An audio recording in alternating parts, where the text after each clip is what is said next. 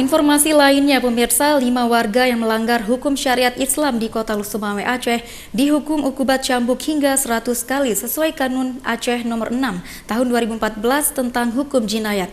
Seorang wanita dari 5 terpidana pingsan usai dicambuk di lapangan Tunas Bangsa Lusumawe Senin sore kemarin. Satu persatu dari 5 warga yang melanggar syariat Islam Kanun Aceh nomor 6 tahun 2014 tentang hukum jinayat dinaikkan di atas panggung untuk menerima ukubat cambuk dari Algojo. Seorang wanita yang dihukum cambuk hingga 100 kali pingsan usai dicambuk dan terpaksa harus digotong petugas. Pelanggar syariat Islam yang pingsan tersebut merupakan terpidana jarimah zina. Adapun kelima terpidana pelanggar syariat Islam tersebut yakni Samsul Bahri dan Nurul Aini.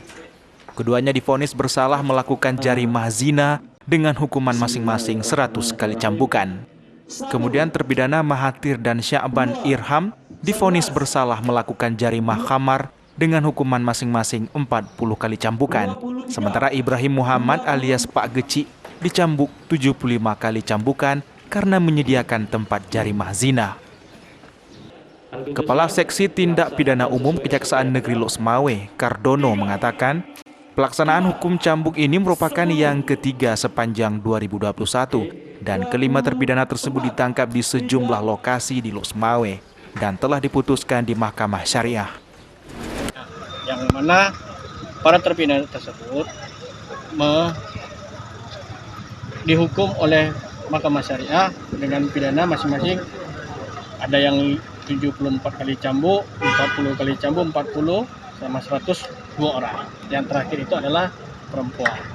Nah, kami di sini selaku jaksa eksekutor telah melaksanakan eksekusi ini alhamdulillah berkat bantuan teman-teman dari media berjalan dengan lancar.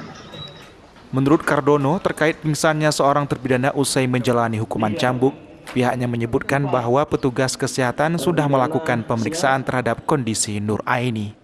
Dari Lusumawe, Armia Jamil, iNews melaporkan. 98, 99, 100.